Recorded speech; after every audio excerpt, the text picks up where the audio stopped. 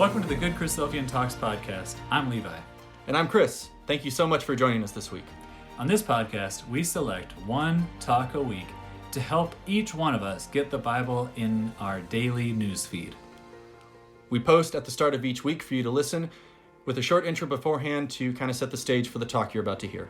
And now, let's hear more about this week's talk.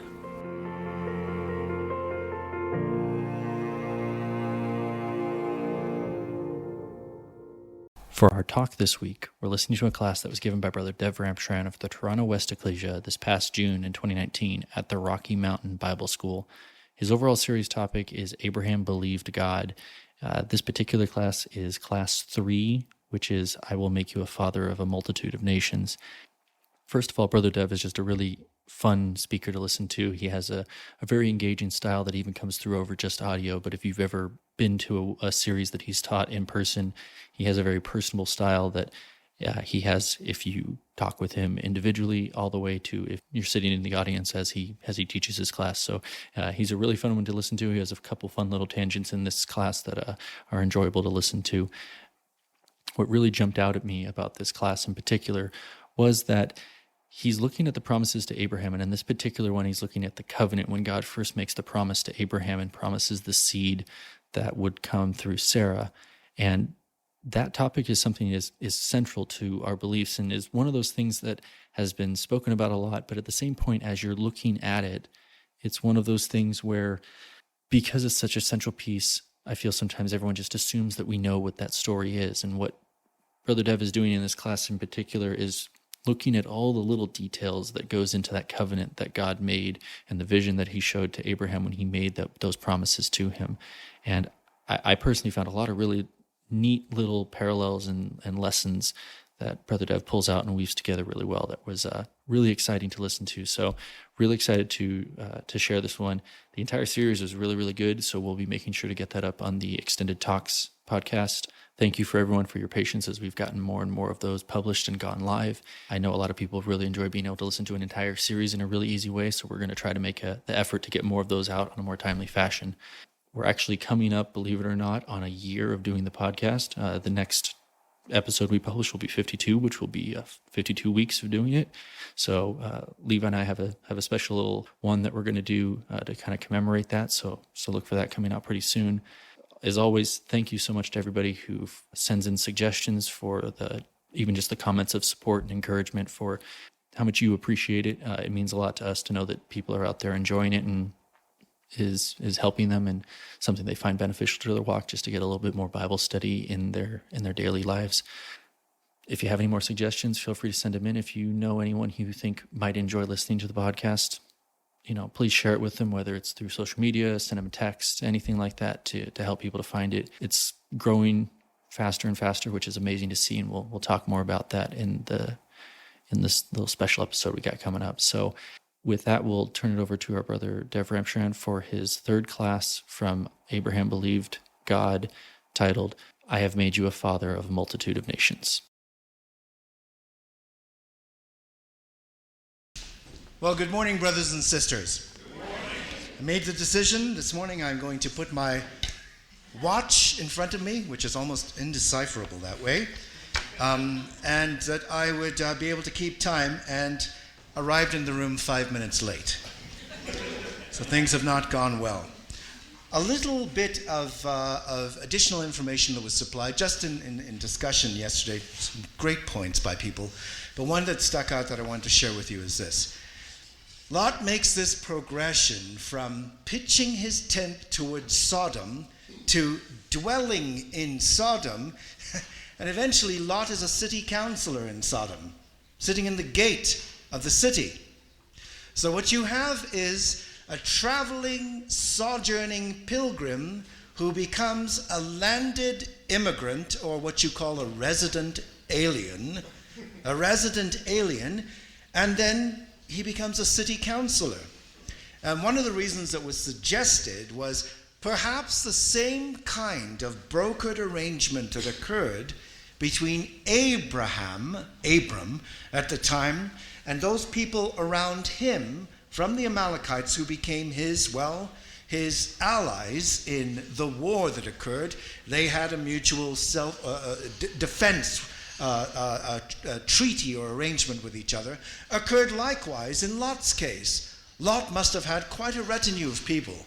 Remember, from the group of people that Abraham had, 318 were chosen, born in his house as servants with enough time to grow up to full adulthood to become fighting men, trained fighting men. And there were so many of them in both families and the extended retinues that the land could not support them. So it could have been a sizable group of people that Lot had with him. Lot, his immediate family, and then an extended group of servants, which if we said conservatively was 300 or 400 people, only 3 survived that ecclesia. Only 3. Only. Abraham was thinking as he negotiated with the angel that represented Yahweh, well, look, let's go with the ridiculous number. If there's 10, will you spare the city? And in all of his compassionate empathy, the angel says, yes, if there are 10, knowing full well there aren't even that many. All right? And so that descent into Sodom led to the loss of a generation. I want to tell you a little bit about my generation, just briefly. I am the end of the baby boom generation, a generation that experienced decade by decade exponential increases in prosperity as their parents and grandparents, after the Second World War, rebuilt and saw flourishing economies around the West. We were a generation that was used to getting new things all the time. There were so many kids born in that generation, they couldn't build the schools fast enough. You may recall that, those of you of that generation. You'd be bussed all over the place because the schools were full up. And people moved out and out, built the suburbs, built their homes with the picket fences, and the prosperity increased and increased and increased. To the point that the generation that was raised in that milieu of prosperity became used to it being the norm. They should always have what they want. They should always be able to get and acquire whatever they desire. Credit became so cheap that something our grandparents could never, ever have imagined became reality for us. You didn't have to have money to get things. You just needed a credit card. Or you needed whatever kind of account you needed to have so that out of it, with no money, you could purchase things. Thereby putting the entire Western world economy based on that system, no longer built on gold, bullion, sitting in a room in a vault somewhere, but just based on printing more money. We built a pack of cards of an economy and our lives likewise. For us as baby boom kids growing up, we, without ever wanting to, without realizing what we were doing, had the life of Lot, most of us. Now, many didn't, and many of those are here, and many of those have their children in the truth. But for the rest of us, me included, we had one foot planted in the ecclesia, the other foot planted in the world, in its entertainment, in its luxuries, in its travel, in all the accoutrements that come with the prosperous life of that generation in this world. Many of us have been leveraged with debt up above our eyeballs. We can barely breathe, but you would never know it looking at us. Our parents know, you don't. That's our generation. What did our kids see? What did the children see? They saw mummies and daddies with one foot planted in Sodom, one foot planted in the ecclesia. What do you reckon they were going to choose eventually? What was going to be the easier choice for them? And for most of us, we've experienced children who walked away from the truth into the world. many of them irretrievable. So that when we go to our children and say, God is going to destroy this city, they look at us as if we're making a joke. We are like Lot, those of us that are like what I just described. So these are not stories about people walking around in robes speaking the poetry of the King's English in the period of Shakespeare and Company. These are real-life people making decisions that looked like they were common-sense decisions at a moment in time, but were entirely and completely, spiritually, the wrong things to do. And their children paid the price. And so Lot makes that progression. It's really a kind of a regression, isn't it? A retrogression. He goes deeper and deeper down. Now, something that I can say with honesty is the generation after us has it right in many, many ways. They've been raising their children much closer to their kids, much more absolutely involved in keeping them engaged with brothers and sisters, with their children, with activities around the ecclesia, as much as possible. Whereas for us, there was that thing we thought was a kind of balance between the fun of this world, the life of this world, thinking we could survive it unscathed, and the life of the ecclesia, never fully addressing the disconnects and inconsistencies of that half-worldly, half-ecclesial, spiritual life. It's a struggle that we, many of us as boomers, will take to the day that we die or the day that the kingdom comes. But it is our struggle, and we have to keep on struggling and to keep in the truth, no matter how small the remnants are, the vestiges of what is left of our families after all the mistakes that we've made. And so chapter 14 goes into that part of the narrative that talks about the end of the battle, everything being brought by Abram that was taken away from Sodom. And it says, verse 18, Melchizedek, king of Salem, brought forth bread and wine, and he was the priest of the Most High God. Wow. Man whose name means King of Righteousness, whose city's name is Peace. So he's the King of Righteousness and the King of Peace as a consequence. So what do we have all together? We have a king, we have righteousness, we have a peace, we have a priest, we have El Elyon, the Most High God. The title seems to imply that God is a being around whom are other high beings, but he is the Most High. And of course, God is with the angels. Now he's with the angels and the Lord Jesus Christ, but he is the Most High God.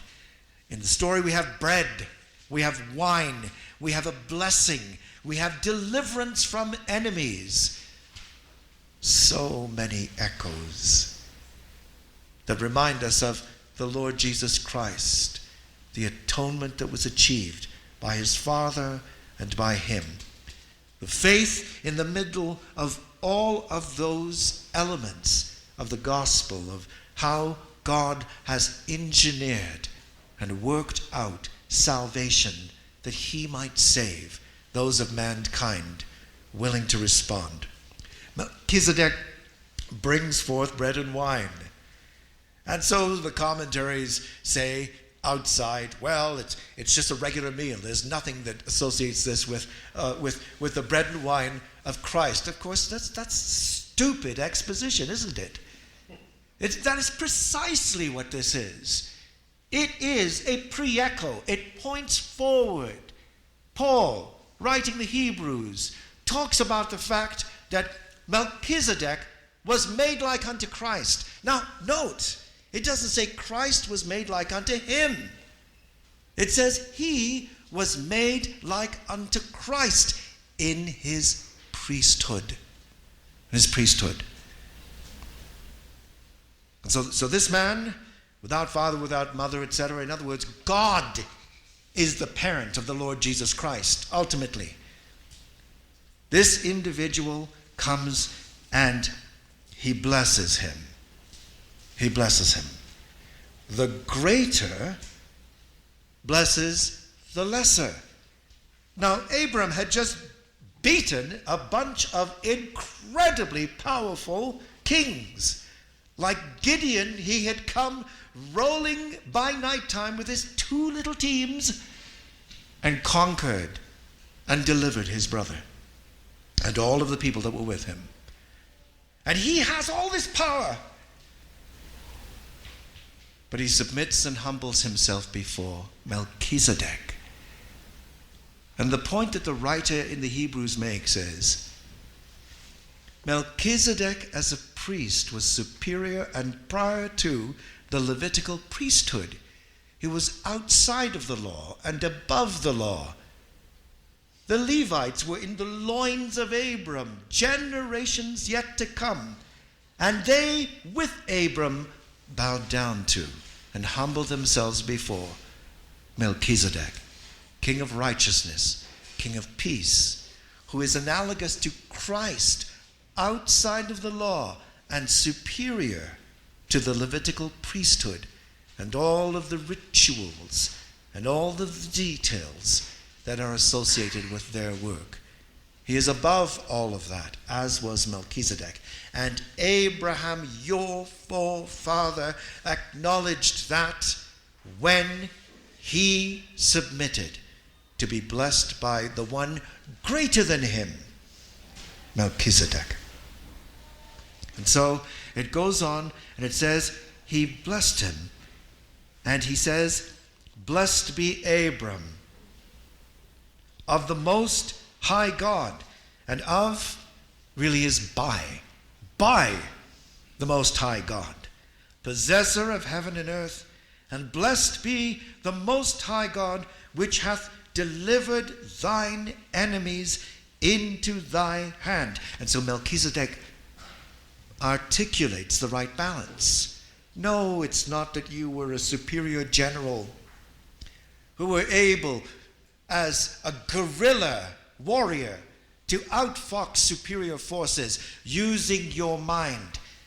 God delivered you.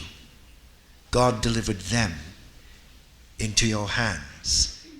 God made you victorious. It was God who had the victory. And it says, he gave him a tenth of all, tithes of all. Now, Brother John Carter, in his commentary on Hebrews, writes the following words. Abram's oath, this is the oath that he's about to make, in the presence of Melchizedek, this is what it's about. It is clear from Abraham's words that in the worship of God, in company with Melchizedek, Abraham had made a solemn dedication of service to God. Some intimate words had passed between priest and worshiper, and some great resolve registered. The meeting had set Abraham's course and given him the moral earnestness to follow it through. It meant refusing the overtures of the king of Sodom and offering a repulse to him that could make him an embittered enemy. When Abraham rejects Sodom's offer of goods, effectively, he's put himself in this world in an absolutely tenuous position. But he did it. He nailed his spiritual colors to the mast. And so it says, the king of Sodom said unto Abram, give me the people and take the goods to yourself. Because that's what the custom was. That is what was done. And think of what that meant. All the money, all the gold, all the silver, all the jewelry associated with the people that had come back. Whatever they had taken in the way of flocks, herds, all of that, which was vast wealth, would have been Abraham's. Think of the material security in this world that would have given him. In the world. What would Lot have done with that decision? Abram makes a different decision. And this is what Abram says. I have lifted up my hand unto Yahweh El Elyon, possessor of heaven and earth. And so he makes this decision to the wicked, foul, disgusting king of Sodom. He makes this decision all about his God. And by doing that, he's not just insulting the king by saying no to his offer of money. He's saying to the king, your gods are nothing. I have made a vow to the one existing God who is the possessor of everything. So now what he has done is an egregious insult to a pagan king, telling him, your religion is all rubbish. Everything you believe is nothing. My God is everything. And I have promised him, I will not take a thing from you. Not one thing. He goes on and he says, that I will not take from a thread, even a shoe latchet, that I will not take anything that is yours. So what he's just said to the king of Sodom, remember, you are the proud, horrendous king of Sodom. And this foreigner looks at you and says, I want nothing of you at all. Not even a piece of string. I want nothing to do with you. Well, what would you think? How safe would that be, that man?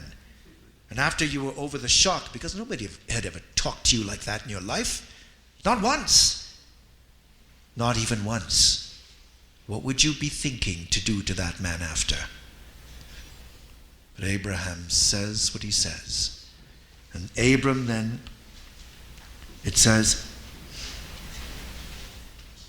lest thou should say, I have made Abram rich.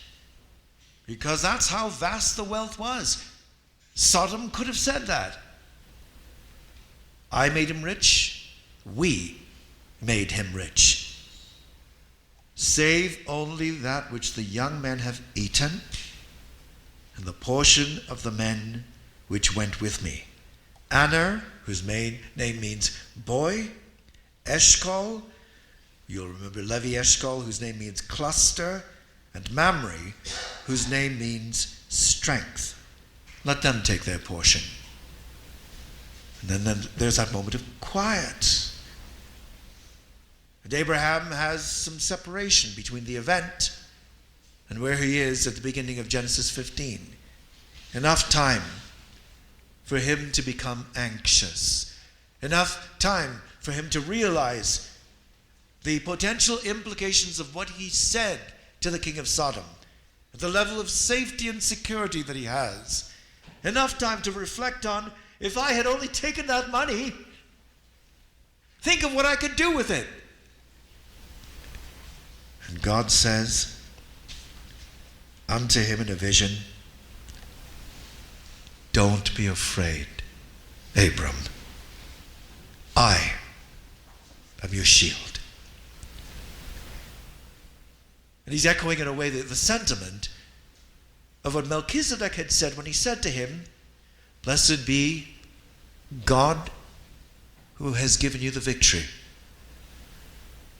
who put your enemies in your power, who delivered them into your hands.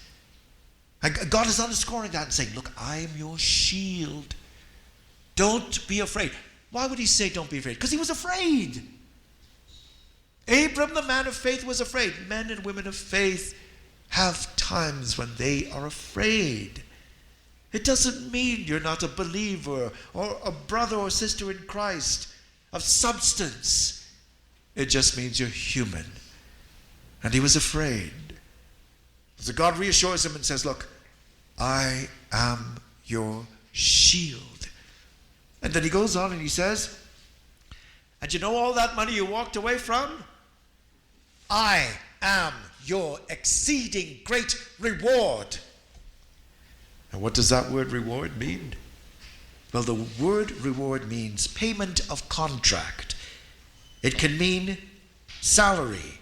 It can mean compensation, benefit, hire, reward. The word is used in different places. In chapter 31 and verse 18, Jacob is told, the ringstrait shall be thy hire. And the word hire is reward.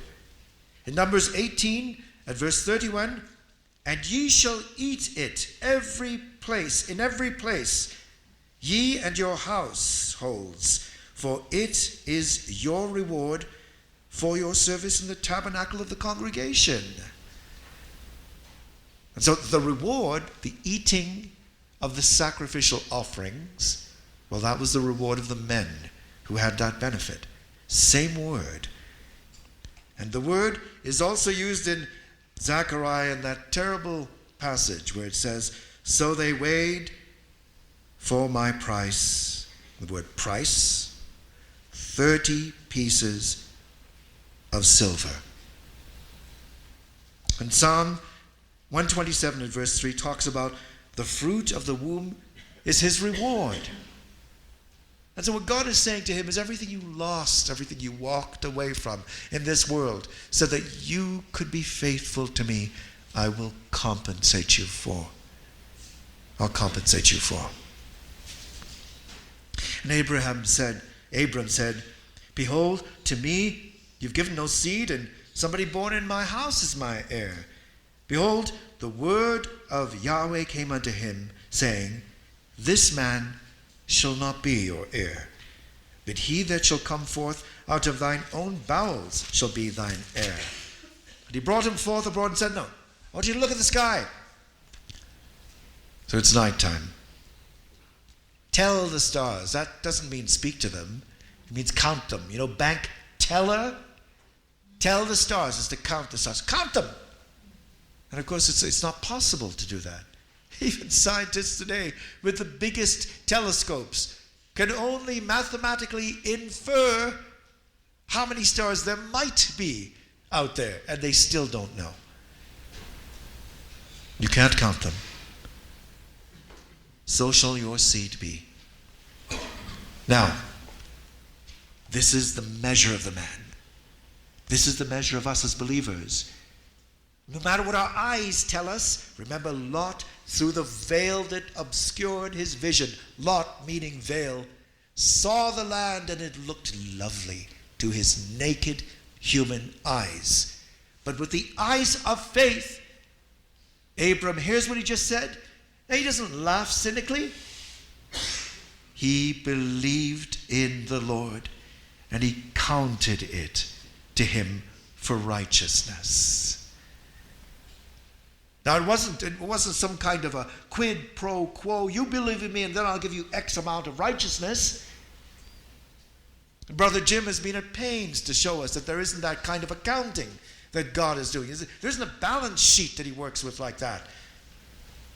It's about faith. Abram believed him. And God looked at him and made the choice to see him as righteous. He accounted that to him as righteousness. The word counted, the Hebrew word chasab, means to think, to regard, to compute. The Greek equivalent is logizomai, and it means to reckon, to count, to compute, to calculate. So yes, all of those words sound like accounting, but ultimately what happens is this. God sees you, his child, trusting and believing in him, no matter how desperate no matter how tenuous your circumstances may be. He loves you for it, and he sees you as righteous for your faith and for the sake of his Son, to whom you have connected yourself through baptism into his act of faith, his crucifixion, his death. And then, through the process, obtaining the hope of the resurrection, which was the result, the consequence of his perfect obedience in faith. Abram believed God, and he counted it to him for faith.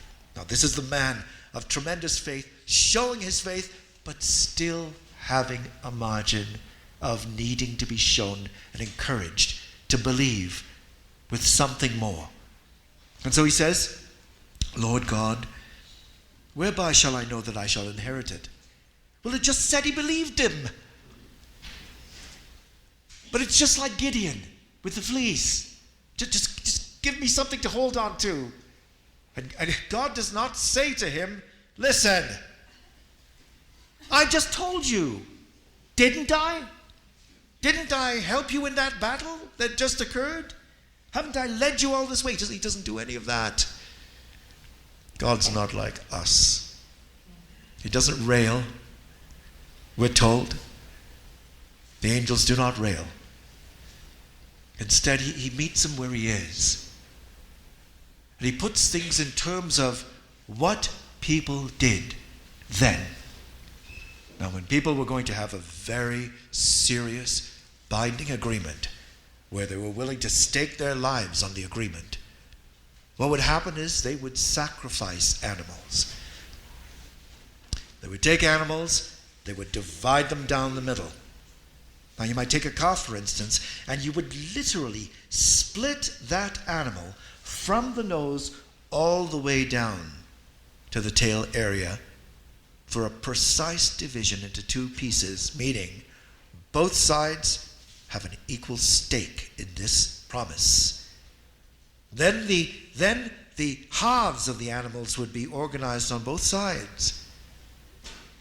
The fires would be lit.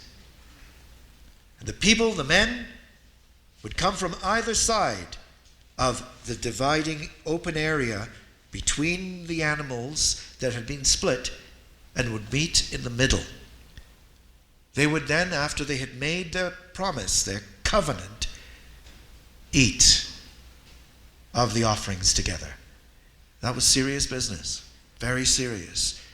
And what they were saying effectively is, if I break this agreement, and you could just, with the ellipsis, ...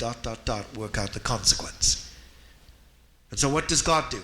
Knowing that's what happens culturally, knowing that is what happens in the society in which they live, and knowing also the pre-echo to the Lord Jesus Christ, what he would do, his accomplishment, and what that would entail, it says, take me a heifer of 3 years old, and a she-goat 3 years old, a turtle dove and a young pigeon.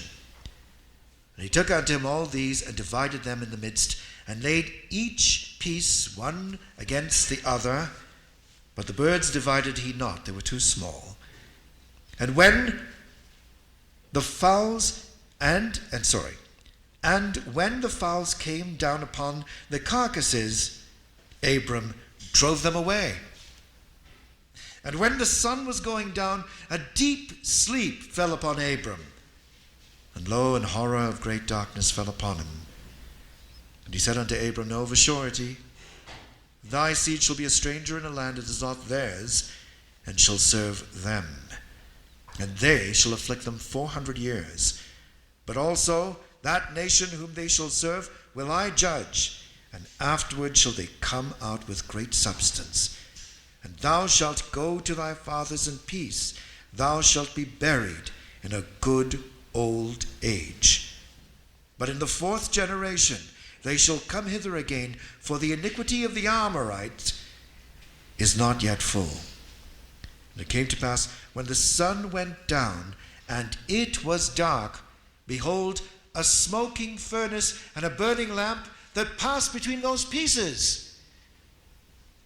So imagine the one man coming from the one end of those arranged sacrifices so that he could make his commitment to that promise, that covenant. And who's the one man? The same thing that they saw in the wilderness. The pillar of fire, the pillar of cloud. That fiery thing that was upon Mount Sinai. That incredible glow and fire associated with God. And here he is. Here's the angel manifested in this torch, this flame coming through, demonstrating God's commitment to the covenant. But Abraham doesn't get to do that yet. He does that effectively, symbolically, in chapter 17. When God will say to him, as for your part, this is what you will do. And that effectively is Abram walking from his side through the sacrificial offerings and agreeing with Yahweh so that they both are together in this agreement. Now, it says that for a period of time, Abram drove away the birds. And you remember that wonderful session we had last night on the eagles? You will not soon forget that, will you? And that image of the end, that dramatic image of the double-headed eagle. Not easily forgotten. The eagles. Where the carcass is, there will the eagles be gathered. Matthew would write. God through Matthew. Harry Whittaker says the following words. The exposure of the carcasses attracted the attention of hungry birds of prey, but Abraham kept watch and repeatedly drove them off. Suggestion has been made. Here was symbolized the frequent, ignorant attempts that have been made over the centuries by Gentile nations to thwart God's purpose with Israel during the long period that nation has been like a slaughtered carcass. In a figure, Abraham has continued to keep watch over his own. Israel continues to be a nation beloved for the Father's sake. The symbolism of Daniel 4, verse 12, where again the birds of heaven symbolize the polyglot, that's multilingual, multilanguaged nations of the world, appears to support this interpretation. And then he points to some other cross-references we can look at. And of course there's Matthew 24, verse 28. There's also Habakkuk 1, verses 6 to 8, which Brother Roger showed us last night, and also Deuteronomy chapter 28, verse 49. And so Abraham driving away the birds is like the effect of the promises as a protective canopy to some degree through the ages over the Jewish people. Horror of great darkness. If you are a Jew today, you might look at that and see something which interpretatively reminds you of the Holocaust, which was a horror of great darkness. And then the torch and the furnace would have different echoes for you. But for us as Bible students, Christadelphians in a room together, this horror of great darkness, well, it could be typical of the darkness which is descended over the land on the day of the crucifixion as Christ was dying on the cross. David uses this same word, translated horror, in Psalm 55 at verse 4, where he says, "The terrors of death are fallen on me." The horror of great darkness. Of course, it can also refer to the fact that the falling asleep, the darkness, is going to entail death and a resurrection to life for Abram and all those that are his. You see how God, in his loving kindness and compassion, meets Abram where he is, with ideas and concepts that he can understand, as a man living in his world at a particular point in time. God doesn't say to him, well, just believe me because I said so. He could have said that. And there would have been times for that to be absolutely appropriate in Jewish history. But in this instance, the gentleness, the compassion, the empathy he demonstrates to the one who is his friend, who is all of us, because it wasn't just the Levites that were in his loins. We were in his spiritual loins, as it were. All the seed, the adopted seed, the grafted in branch. God has that same loving care and concern for us, wherever we are and whoever we might be.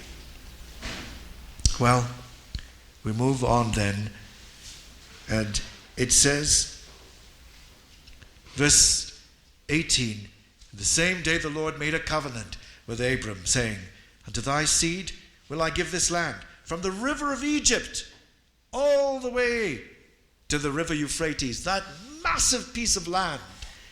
I'm going to give it to you and to your seed, and to your seed. And so there's a sense of the scale of what is being given by God to Abraham. Now we're going to skip chapter 16, because we'll look at that when we get back together tomorrow and deal with the situation of Abimelech. But just a very, very, very quick and cursory glance at Genesis 17. We're going to do 5 minutes worth of that. When Abram was 90 years old and 9, Yahweh appeared to Abram and said unto him, I am El Shaddai. El Shaddai. El, God, strength, might. Right? Elohim, mighty ones. Right? Eloah, mighty one. El, strength. Shaddai. The word Shaddai is founded on, well, two potential words. One that means breast, and Shaddai means breasts. One that means power, destructive force, might. And of course, both of them are appropriate for Yahweh. Both. And both are engaged in the loving protection of Abraham and his seed. The nurturing, loving, motherliness of God. Well, where does the motherly instinct of women come from? From God. From God. Because God created both male and female. All the attributes that we have, anything that is worthwhile in us, comes from him. So we shouldn't be at all troubled to hear God referring to himself with a title that is talking about what we would associate with our moms and us as babies. I am El Shaddai, he says. And he says to him, walk before me and be thou perfect. Jim Cowie suggests that walk before me could be translated literally, walk as though you are in my presence. As though you are in my presence. Noah walked with God. Walk with me and be thou perfect. Now we look at that word and we get frightened because we know what we are made of, and we already think, oh, well, that's it, story's over for me. But the word perfect does not mean sinless. That's not what it's talking about. It's not talking about sinlessness. That's not what it means. That word perfect has to do with blamelessness. Don't be an individual who lives in the world like a sodomite, like somebody who is from Gomorrah.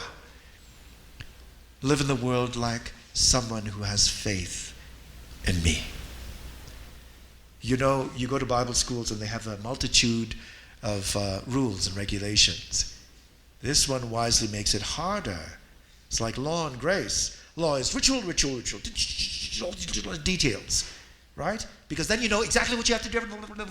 And then you work out all the bypasses and process overflows and inflows and how to get around the rules. The more you have, the better you get at bypassing them. But when the rules are, do what you ought to do, you are in a vice. Because now you know, well, I have to act like a grown-up. Right? I have to behave in an orderly and responsible fashion. That's what this is like. Walk before me and be an accountable, responsible, mature, faithful believer. And so he says, I will make a covenant with you. Well, didn't he just make a covenant? Well, what do you mean? I will make a covenant with you, as if one is already not made. It must mean I will now implement the covenant. Taking it to that stage where now it's moving forward.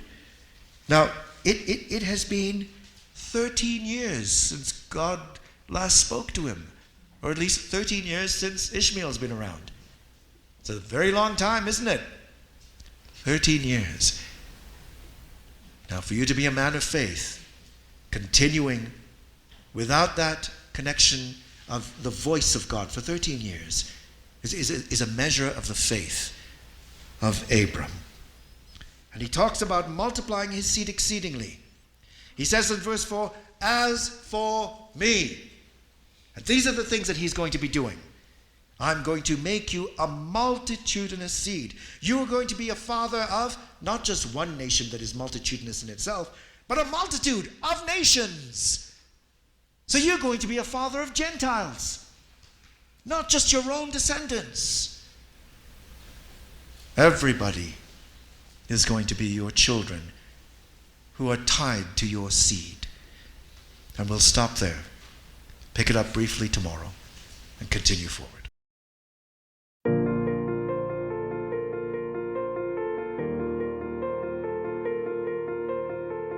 Thank you for listening to the Good Christadelphian Talks podcast.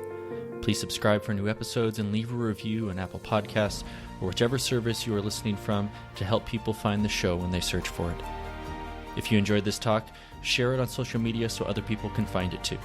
For show notes and links to the talk that you just listened to, visit our show page at anchor.fm/GCT. We want to encourage everyone to share their thoughts from the talk this week on Facebook or Instagram, where we are at GoodChristadelphianTalks, or on Twitter, where we are at GCT_podcast. If you know of a great talk, we want to know about it too. Send a suggestion to goodchristadelphiantalks@gmail.com or message us on any of our social media platforms. Thank you for listening, God bless, and talk to you next week.